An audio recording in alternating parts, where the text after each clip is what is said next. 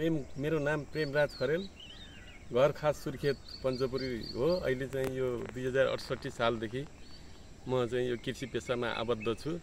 2052 सालमा म नेपालगञ्ज झरेको महेन्द्र बबुङ क्याम्पस अध्ययन गर्ने क्रममा अनि मेरो चाहिँ विवाह पनि यतै भयो। त्यसपछि म एउटा कृषि कर्ममा मलाई चाहिँ अगाडि प्रेरणाका स्रोत पूर्व मन्त्री शिवराज जोशी सहित हामी धेरै पार्टनर भएर यो फारम गरेका थियौँ 68 सालदेखि।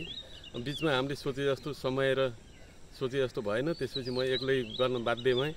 अनि मेरो उद्देश्य के भयो भने मैले त्यो बेला अप्सरा होटल गर्थेँ नेपालगञ्ज। होटल छोडेर म कृषिमा एकदम मेरो चाहना पनि कृषितिरै भयो र मैले यसलाई बढाउँदै गएँ।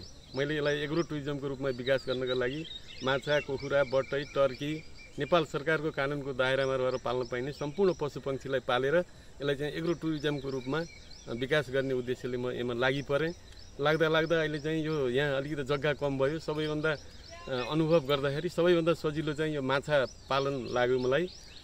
मैले पाल्न त धेरै पालेँ, कुखुरा, बाख्रा, हरेक अब बाहुनले पाल्न नहुने भनेर जुन भनेको बङ्गुर पालन पनि गरेँ। त्यसमा मलाई धेरै अब त्यो चुनौतीहरू पनि आए। धेरै अब त्यो बाहिर हाम्रो समाजमा जुन एक किसिमको त्यो पाल्न नहुने जुन यो मान्छेले बाहुनको छोराले यस्तो पालो भनेर जुन पत्र पत्रिकामा हरेक समाजमा कुरा काट्ने काम पनि भए। अब त्यसले गर्दाखेरि झन् मलाई पत्रकारहरूले त हौसला बढाइदिने काम गर्नुभयो। एउटा यो व्यवसाय गर्न जे पनि गर्नुपर्छ भनेर एउटा प्रचार भयो। त्यसपछि हामीले पालेपछि साराले पाल्ने काम पनि भयो।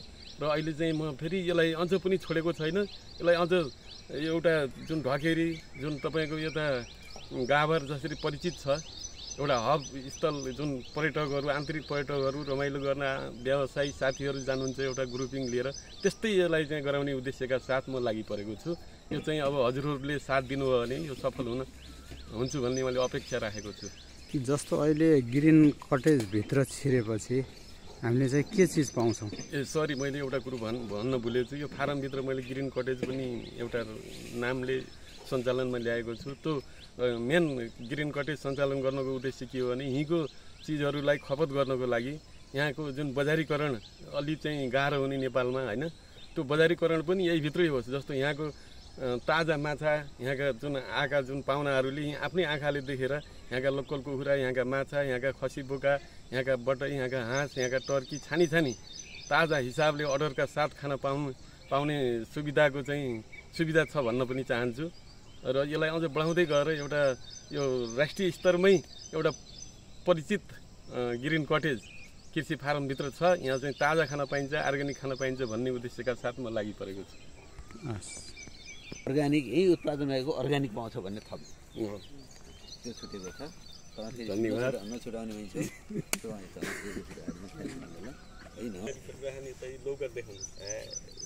लौकै फैलिहाल्यो चिचिन्न पाहाडमा आउने चिचिन्न होइन जे फोटोमा धेरै सबै फलाइदिने क्या।